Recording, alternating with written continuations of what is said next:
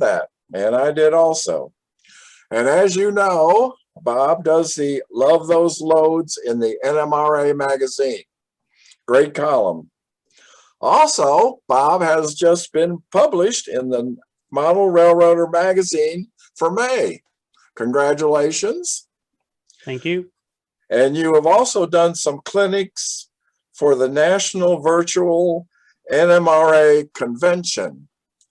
And you may want to, not quite sure what all, I think I know what it is, but you may want to comment on that. I think you've done about 3 or I did 3. I did the one we're doing today on operations. I did the one that I gave you in December on the adding scenery. And then of course the standard Love Those Loads that I do in conjunction with the magazine series.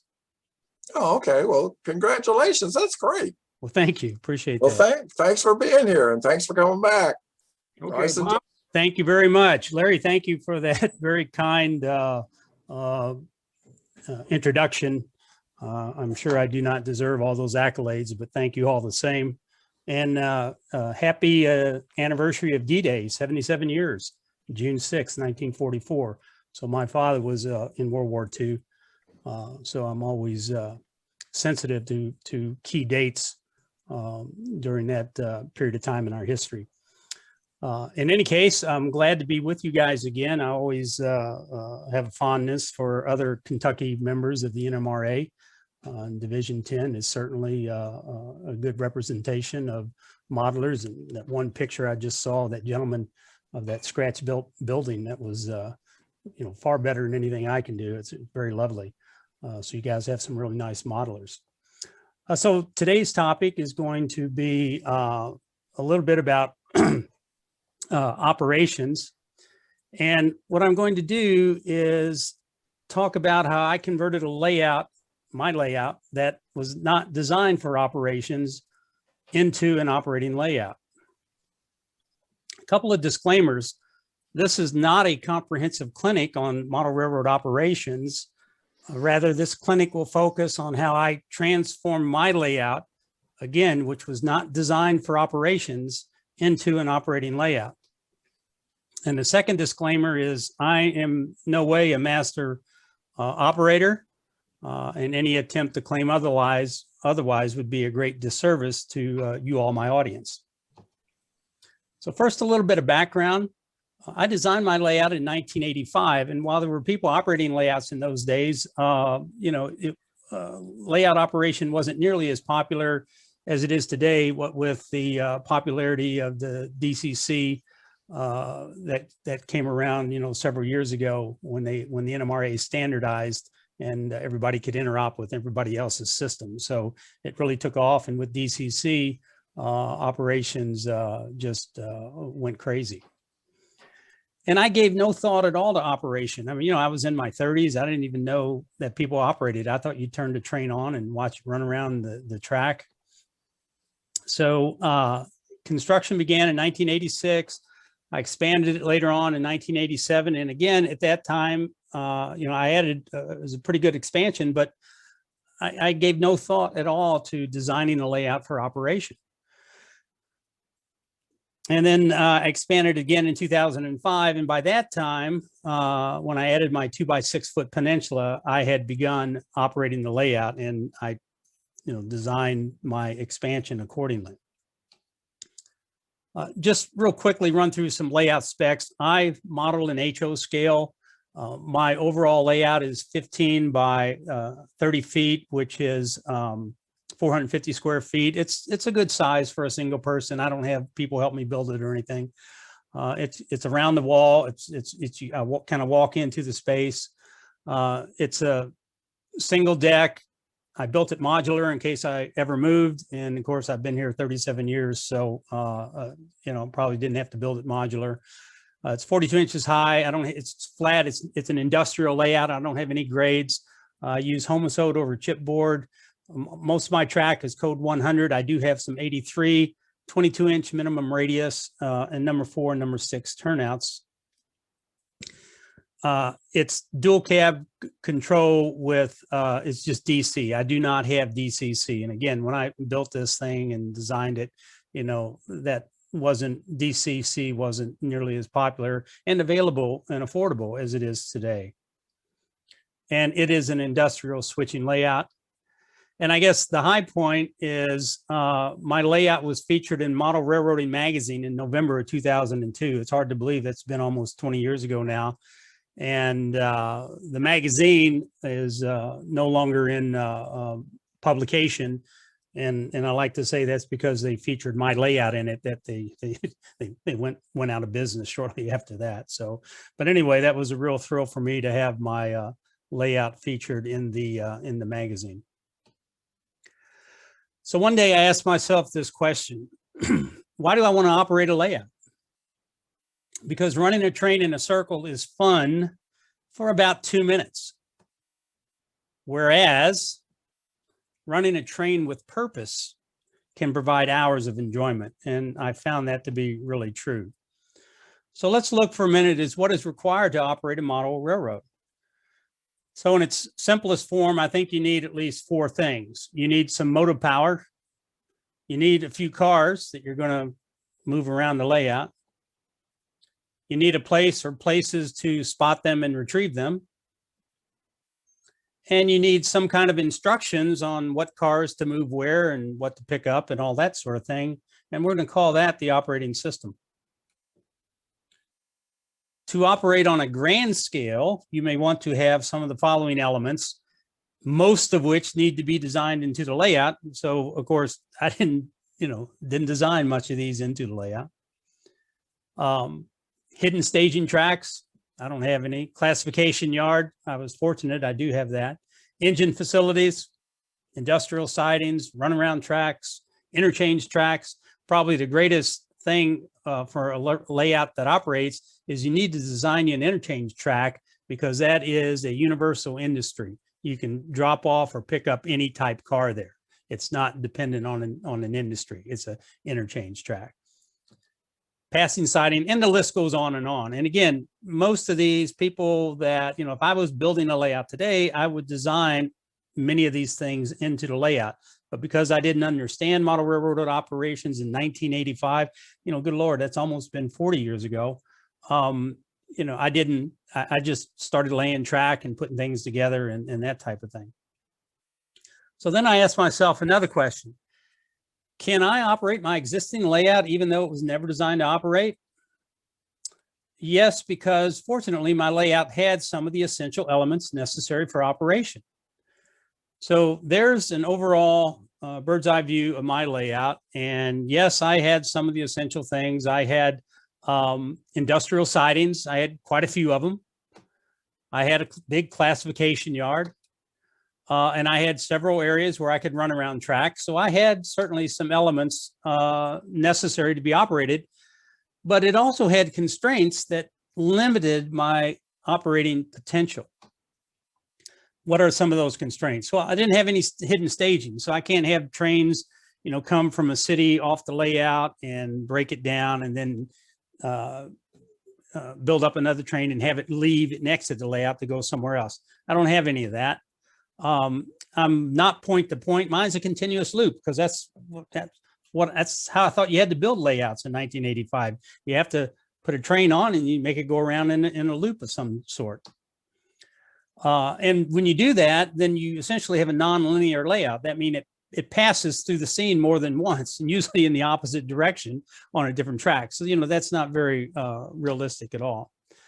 And again, I don't have DCC. I'm essentially used old school wiring for two cab controls, which is fine because it's, when you'll see how I operate, I only have 2 operating crews, so 2 cabs is perfect. And I do have one 30-inch high duck under. Now, you never want to put in a duck. And, when I built that, I was, I think, 33, 34, something like that. I could easily hop under that guy and pop right up. Now, 35 years later, it's a little bit more difficult to to duck under that thing and pop up. So, I wouldn't do that today. I mean, I just, wouldn't build any kind of a duck under, especially for operations, because nobody wants to keep ducking under and under. It's stupid. So that's a big constraint. And probably the biggest constraint, I had no clear geography. I had buildings and industries and sidings and all that, but I didn't have any towns, cities. I didn't have any compass points. I didn't have anything that determined a clear geography. So, how am I going to run a train somewhere and have it come back, So some of these constraints I'm going to live with. I'm not going to add hidden staging. The layout is the layout. I'm not going to do that.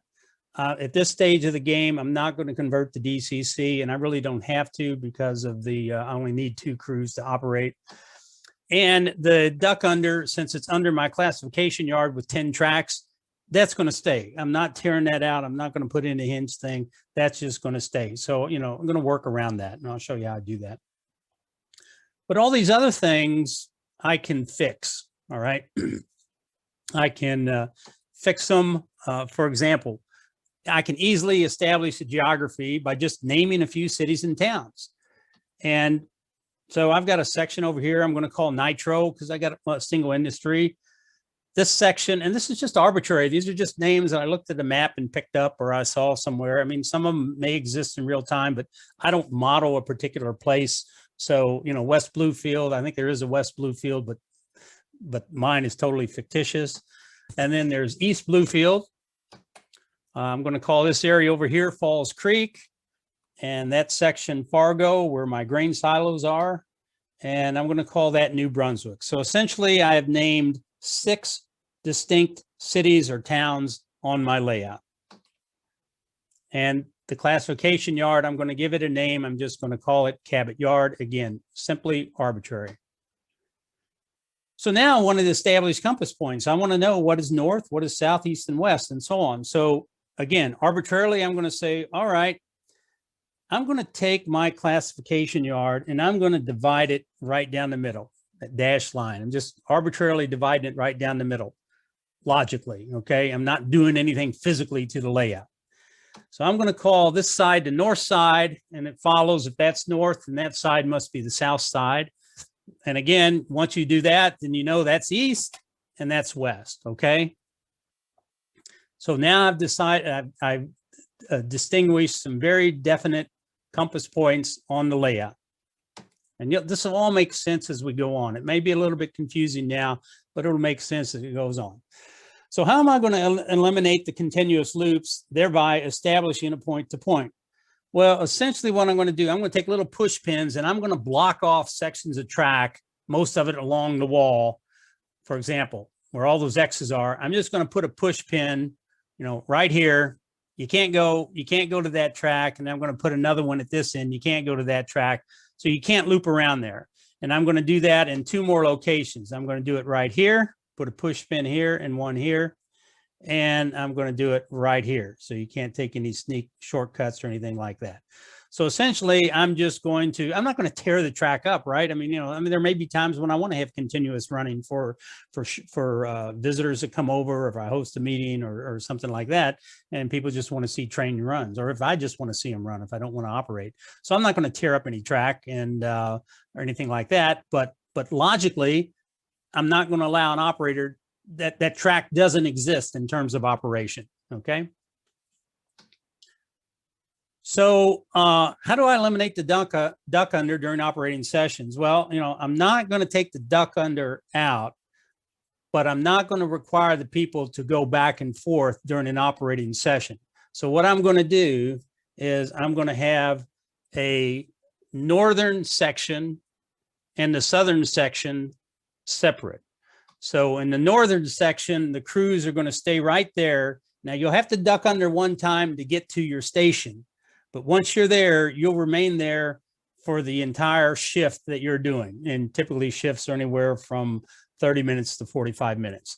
So you can operate and you can service, I think you service Fargo and New Brunswick, and you got Cabot Yard at your access. So you got plenty of operating potential to do without having to duck under, other than when you first get in and then when you finally leave. But while you're operating the trains, you won't have to do that. So effectively, I've eliminated that during the operation. And then of course, the southern crew, they're free to roam here. There's no duck under at all. And then they'll deal with the other towns of Falls Creek, Nitro, East and West Bluefield. Okay. So let's take a look at my layout geography. Now that I've done that, what does it look like if I put it on a map? So I divided the railroad essentially into two divisions, right? A northern division and a southern division. In the northern division, there are two towns, the town of Fargo and New Brunswick. And in the southern division, there are four towns, Falls Creek, Nitro, East and West Bluefield. All right. So one crew is going to operate the northern division. They're going to stay behind the duck under. And the other crew is going to operate the southern division. They can operate simultaneously, but they're independent of each other, right? We're not going to switch over. And Cabot Yard is the division point. This is where everything is going to start and terminate. All right. And I'll show you. So this is how I envisioned my route map based on how I blocked off the sections for continuous loop. So we're going to start at Cabot Yard. That's the classification yard is the center of everything. And there is the northern section, right, with Fargo and New Brunswick. That's the northern division. And the southern division has the towns of Nitro, East, West Bluefield, and Falls Creek. And that's how they look relative to each other logically on the layout as it's designed and built with those push pins to mark out some of the sections of track. So now for my layout, I've got a northwest route, which services the single town of Fargo. I've got a northeastern route that services the single town of New Brunswick. The busiest route is my southeast route. I've got Nitro, East and West Bluefield. And then I've got a southwest route, which simply services Falls Creek. All right. So those are four distinct routes now that I have. These are all, if you haven't figured it out, these are all local trains that I'm going to be running. I'm not going to be running through trains. I'm going to pick up cars in the yard. I'm going to take them to Fargo if that's where they go. I'm going to drop them off and I'm going to pick up cars at Fargo and then bring them back. So those are local runs. All right. And you can operate, it's perfectly legitimate, right? Trains operate locals all the time. I just don't have any through trains, no staging or anything like that. And that's okay. I can still operate. So that's the route map. Let's quickly review. So I determined that the layout did have the necessary track elements for operation. I had to establish a clear geography for the railroad by naming the cities and towns and identifying compass points. I made the layout function as point to point, right? You know, that road map I showed you is point to point. You run out Fargo, that's the end of the line, you come back. And likewise for all the other three routes. And I did that by just putting push pins on sections of track that loop around on each other. And with the exception of one route, I eliminated passing through the scene more than once. And the other one, it does, but it's not all that evident. So, because once I cut out the continuous operation points and mark those out, then the train can't loop back around itself. So it doesn't pass through the scene. And then I essentially nullified the duck under during the operation sessions by just having the guys stay in that area for their host shift. So what are the remaining tasks? All right. The remaining tasks is I need to identify the industries that reside within each city and town that I want to serve during an operating session. And I need to determine the type and number of cars that can be handled by each industry.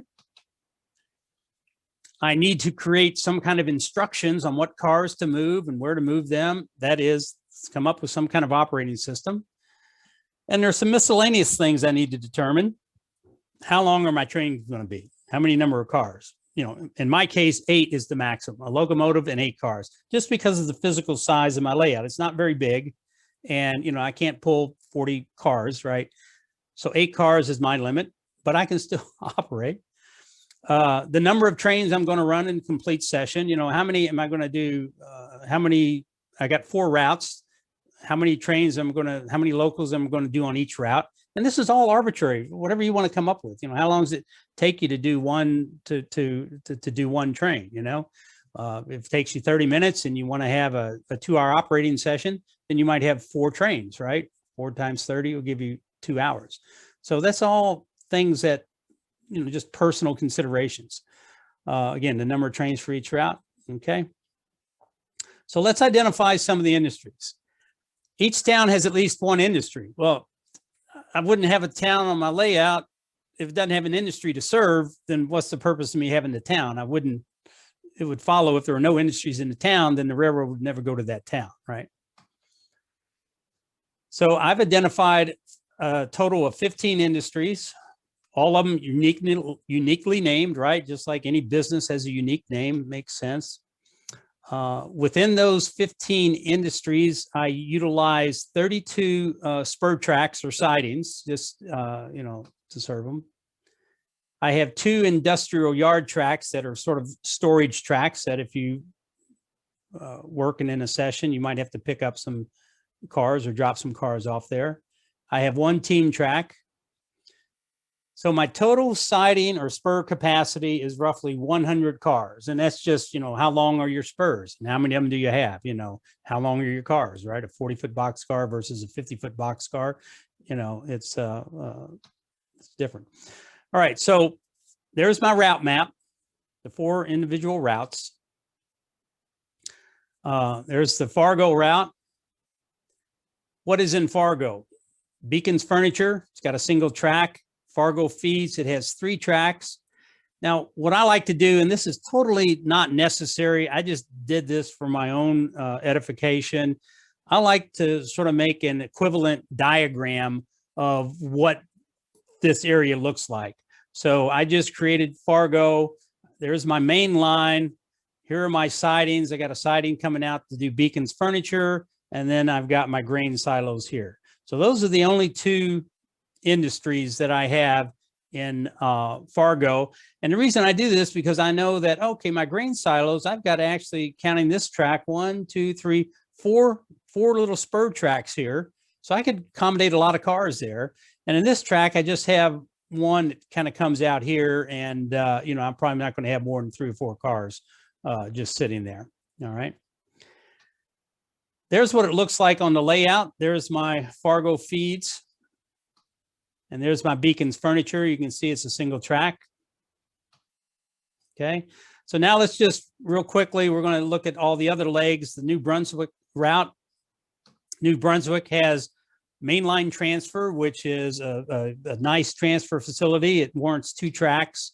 It has Westcott and Winks, which is a little tiny business that can have like 1 car delivered to it. It's very small, so it has only 1 spur track. And then that's where my 2 yard tracks are for if I need to store cars or pick up cars. And that's what that looks like on a schematic. Mainline transfer, you got the main line. Mainline transfer comes out. I've got 2 spur tracks here, and Westcott and Winks just has 1 track. And that's a really small building. It only holds 1 car. And this will hold about 6 cars, based on the length of these. And you can see what that looks like. There's the transfer facility. And that's actually 3 kits put together. You want to have something to have a little bit of size to it. There are the 2 tracks behind it. And there are my 2 yard tracks that are situated back here. And you can see the little tiny building of Westcott and Winks, and it gets like 1 box car, and that's it. Okay. So here's the biggest route, Nitro. Nitro has 1 industry. It's the Shell Oil Company. And that's what it looks like. And there it is on the layout. West Bluefield is a big switching puzzle because it has several industries, very small with 1 track. Swayze Coal, Valley Lumber, Sunkist Citrus, Wayside Freight, Schaefer Brewery. And that's what that looks like. And this is a switching layout. Right, it's an industrial layout. So this is some kind of industrial center in the town of West Bluefield, and all the buildings are there, and the tracks kind of go every which way, and you have limitations. Most of these spurs out here will hold 1 car. Some of them will hold maybe 2 or 3 cars here, but it's a real switching puzzle here. And some of the guys love it. Some of the guys hate it, depending what your focus is, but it's really an interesting puzzle. So what does that look like on the layout? There's the coal tower, just a couple of cars. There's Schaefer Brewery. It's got 2 tracks. It can hold about 4 cars, maybe 5 if you're pushing it. Wayside Freight, just it's kind of like 1 or 2 cars tops. Valley Lumber Company, again, 1 or 2 cars at the most. That's definitely a 1 car. You can tell just loading platform. But these are small buildings that I had years ago when I first got in the hobby, and I didn't want to throw them away, so I just, put them out there. And then the final on the southeastern route is East Bluefield, and East Bluefield has some really good size industries. One of them is Valley Cement. Valley Cement has a total of 5 tracks. It's got 2 silo tracks for loading of the hoppers. It's got 1 warehouse track for storing materials, and it's got 2 yard tracks because it has a lot of traffic and you'll want to store cars there from time to time. And then Basic Steel is also located in East Bluefield, and it's large enough to have 2 tracks. And I have 1 team track there. All right. So that's what that looks like. It's a really, kind of scary looking, but my operators never see this. This is just for me to help me organize my operating session. They don't have to see this. If they'd see it, they'd say, I'm not going to operate this, and they throw it down, right? What they see is the actual layout. There's Basic Steel, 2 tracks, okay? Nothing to it. There's Valley Cement. You got tracks on either side of the silo. You've got a couple of storage tracks there, and there's the warehouse tracks where you can have 1 or 2 or 3 box cars. That's what they see. You don't even have to do that schematic stuff. I did it. My background, I'm an engineer. So an engineer has to have a drawing of something. Otherwise, we're lost. So that's why I drew it out. And there's the team track, just a single team track there that this track right here. This track doesn't factor in it. That's just not all the track on the layout factors into the operating session because it doesn't need to. That's the bottom line. Anyway. And last but not least is the southwest route to Falls Creek. And this is where I have my largest industry on the layout, which is Bethlehem Steel. It has a blast furnace, 3 tracks, a rolling mill. It has 4 tracks, a coal track, and 2 yard tracks. So that's a total of what? 10 tracks, if I'm counting correctly. That is a monster industry. And then I've got 2 smaller industries that actually share a spur, Swift Meat Packing and Chauncey's Creamery, which is nice when you share a spur like that. So if I'm switching the industry, I think the creamery is at the far end of the spur, and somebody's loading at Swift Meat Packing, then I've got a concern, right? I can't just push him out of the way. I got to wait till he's finished and then move, get that car out of the way and then go back down the line. So just like the real railroads operate, right? I mean, you'll have more than one industry on a single spur, and you got to take that into consideration. Okay. So what does that look like on a schematic? Again, the operators will never see this, but here's my main line, and I've got just a single spur. You can see the meat packing company and then the creamery with the ice house right here. So that's a shared spur. So if he's working here, this guy is jammed up until he's finished. So, you have to a little bit of coordination there. And then this is the blast furnace. You got the cold track here, a couple of tracks here, some storage tracks, and then the rolling mill. You've got that. The operators don't see any of this. Here's what they see. They see the big blast furnace. There's the cold track around the back. There's the rolling mill with the 4 tracks that serve that. There's Swift Meat Packing. And just next to it is the creamery and ice house. Okay. So that's all they see. All right. And then, of course, Cabot Yard. This is where everything happens. Cabot Yard is my main classification yard. It's 10 tracks. And remember, I arbitrarily divided that in half. So I've got 5 per division. I got 5 for the northern division and 5 for the southern division. It's a flow-through design. It's not a stub in. Trains can pass through on either end of it. And believe it or not, I can accommodate 135 cars comfortably in that yard. That's a lot of cars, 135. It's the origin of all my trains. It's where the trains are staged, sometimes unblocked, depending if I want to have the operators build up their own train. You know, blocking is when you put, like if I've got 3 cars going to the same industry, then I want to put those 3 cars all together in the train. So, you know, I don't want to have one of them in the front, one of them in the middle, one in the back. If they're going to the same industry, it obviously makes it easier switching. So you do your blocking in the yard. And then that way, when you're out on the line, you can quickly deliver and or pick up cars. So cars are grouped per destination. That's all blocking is. You group your cars per the destination. It's very simple, right? There are my 5 tracks, and it's flow through design. Okay, Northern Division, Southern Division. And here's what the operators see. There it is. And in my mind, that's what I see. You have to have an imagination, right? It's a train in your basement. So you got to pretend. So I arbitrarily divided it in half.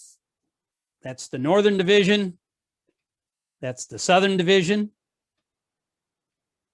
Okay. So now I need to create an operating session. So how am I going to do that? Well, first of all, what am I trying to do? What's my own personal philosophy? And I had been to a number of operating sessions at conventions and this, that, and the other in people's house and all this long before I even set out to try to operate mine. And so I want something that's easy to understand, first of all, because I've gone to sessions where somebody's trying, and I'm a reasonably intelligent guy. I mean, after all, I do have an engineering degree, but I've gone to sessions and somebody be talking, and in 3 minutes, I've lost track. I have no clue what they're trying to do, you know?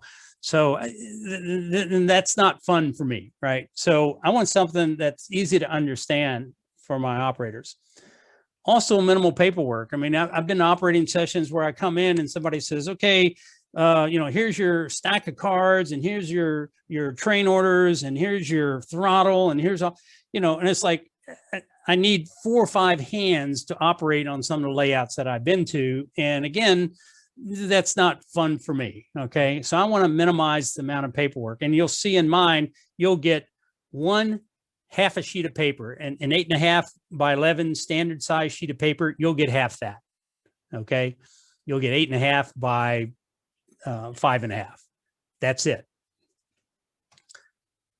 Yet I want to provide a challenge. Now, let me differentiate here. Easy to understand, which was my first component, does not mean it's not challenging, right? Easy to understand. If I tell you, for example, I want boxcar A to go from industry X to industry Y, that's easy to understand. I want to move from point X to point Y. I get it. That's easy to understand. But if you refer back to my one switching schematic, and I think it was East Bluefield, it can be quite challenging to navigate all those leading and trailing points and have those other cars maybe blocking your path, this, that, and the other. So it's clear what I'm trying to do. I want this boxcar to go from point A to point B, but how I'm going to do that, that's where the challenge comes in, okay? So, and I also wanted 30 to 45 minute shifts. I don't want people standing on their feet for an hour and a half or anything like that. And then you take a break, somebody else takes their turn, and then you can enjoy the goodies of the cookies. We usually, when I have an operating session, I have snacks and things like that. Sometimes I think people come for the snacks, but in any case, that's what I wanted. And after doing my first operating session where I had to go back in before the next one and reset everything, it took longer than it did to operate. So I want something that automatically resets for the next session. All right. And that's real easy to do, and I'll explain that. I need to set some operating parameters. And by that, I mean, you know, I got to consider my constraints that I have. I want to look at all my personal preferences that I have, the minimal paperwork, easy to understand, challenge, all that stuff. I'm going to select cars that I want to operate on my train. And I've got, like most model railroaders, I have way more cars than I can fit onto my layout. So I'm going to select the cars that are going to factor into an operating session, and everything else either just becomes a static display on the layout or just gets put on a shelf and doesn't factor in anything at all. So I got to consider the types of cars at each industry, right? I mean, at a refinery, it makes sense to have a tank car. But at a warehouse, I wouldn't want a tank car. I'd want a box car, you know, those types of things. You got to think. That's why when I mentioned earlier about an interchange track, interchange tracks or universal industries, you can have any type of car you want there. How many cars are going to go in each industry? And this is, you know, how big is your industry? How big is your spur track that serves that industry, right? And then I've got to draft some kind of paperwork that I'm going to give the people. You have to have something. You have to have some set of instructions. You just don't come and just move trains around from here to there. You have to have something that tells them what to do. And I want to keep it simple. It's going to be challenging, but it's going to be simple and easy to understand, right? And the paperwork is going to be just one piece of paper. So what I've determined, I'm going to have, since I have a north and south division, I'm going to have 2 operating crews. 1 crew per division, and then I'm going to have 1 or 2 people max per crew. Usually there's 2 to a crew, conductor, an engineer and conductor, but you can operate with 1, but you can operate with 3, but then the third guy, what does he do other than watch? So typically 1 or 2 people per crew. So generally I operate with 4 people, and I like, when I have an operating session, I like to limit it to 8 because I have 4 people operating, 4 people enjoying the snacks. When those people finish their 30 or 45-minute session, the next crew comes in to operate and the other guys sit out. So 8 people is just about right. And for my size basement, that works out pretty good. Outgoing trains are limited to 8 cars. Again, that's my personal choice. Your layouts are all different, and you may have shorter trains, you may have longer trains. I know I went to Larry's layout a few years back, I guess, after the convention that you all hosted in 2015. And oh my God, he's got a huge layout. He can run really long trains. You know, I don't have anything that large, so I'm limited. You know, he'll come up with something that'll be a lot different than 8 cars, I'm sure. All my trains are local. Why? Because I have no hidden staging. I can't run them on and off the layout, you know, like the real trains would do. Everything's going to originate and terminate at Cabot Yard. You start at the yard, you serve whatever route you're on, you serve that industry, and then you come back. Simple. Serves all 4 routes, and there's no through trains, okay? And I'm going to call it a train order for each local run. I'm going to give you a piece of paper, and we'll look at that. We'll see that in just a little bit here, but that's what I'm going to do for each run. I don't have a dispatcher as such. I mean, I do all my dispatching, and then I create the sheet, and then I give it to you. So there's no need, because I don't have any through trains.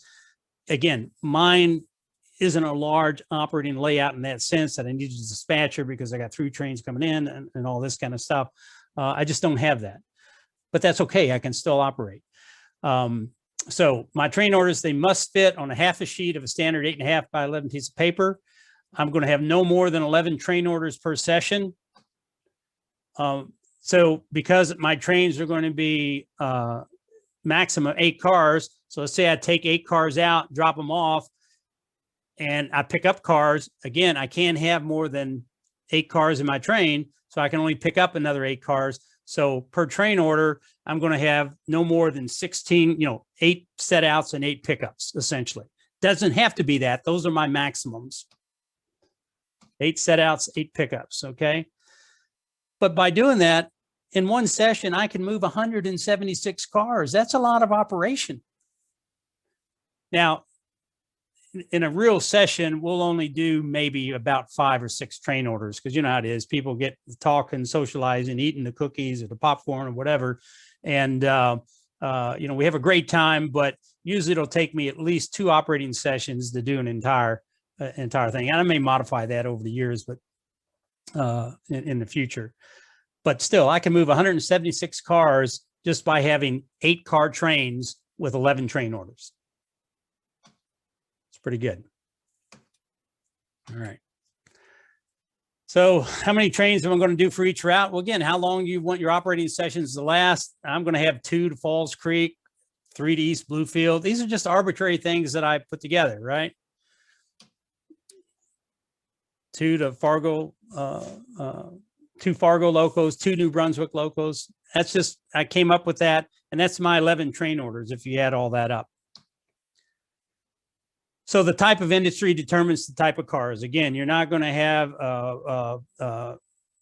you'd want a tank car at a refinery. Maybe if they're getting supplies, you might have a box car, but, you know, I'm not going to have a grain hopper maybe at a refinery. You know, I guess you could. A grain hopper is going to be at my grain silos. That makes sense, right? Box car is going to be at my warehouse.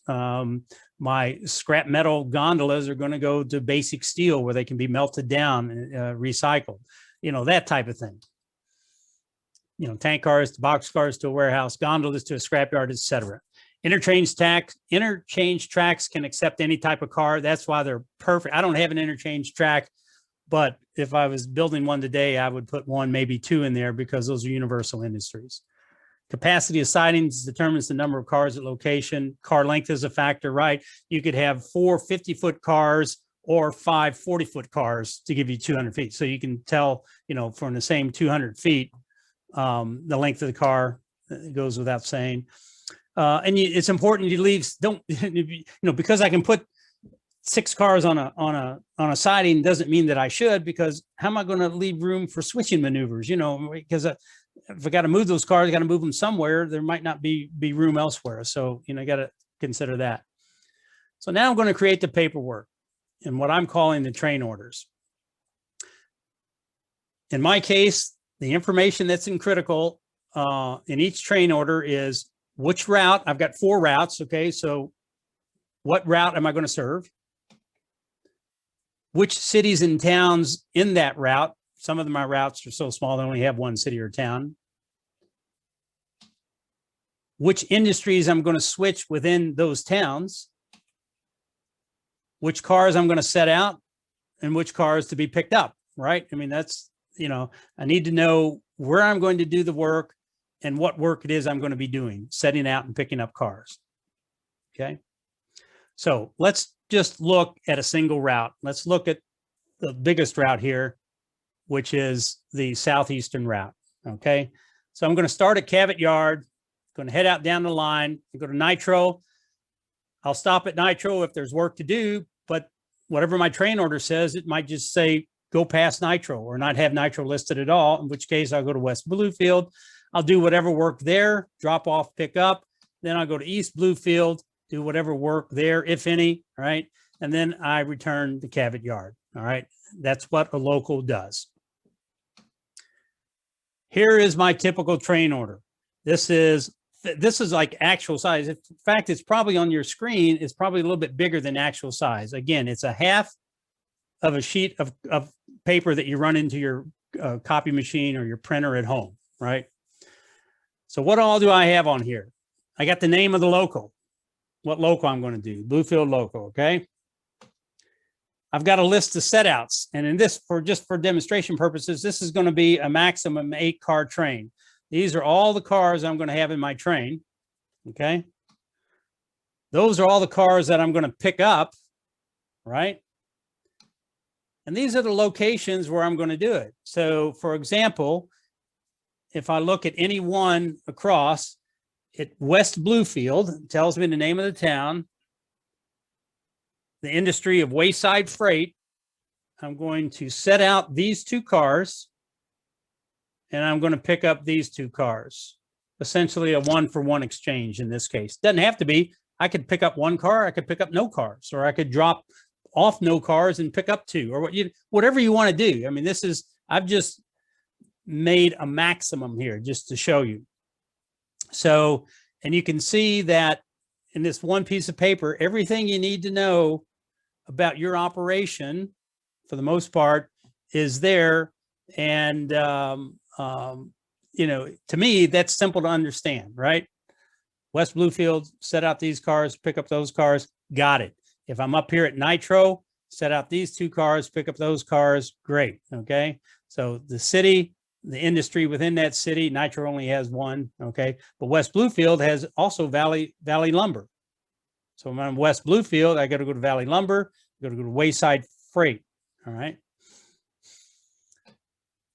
All right, now, the final ingredient required for successful operation is people. You can operate by yourself, and that's good. And I do sometimes. I go down if I have an hour to kill and I don't feel like building anything or modeling anything, I'll operate the layout. But it's much more fun if you have an operating session where you have people. That's one of Bob Dawson, one of our local guys. I said, Larry, I think Bob's probably been to your house 1 or 2 times, I'm sure. Bruce Gorham. Bruce sadly passed away several years ago. He was always fun to have. Again, Bob Dawson, Jim Schmidt. That's the switching puzzle there at East Bluefield, or West Bluefield, excuse me. And there's Jim switching out Cabot Yard.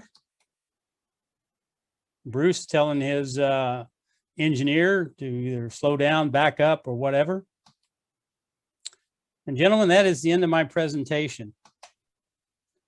Are there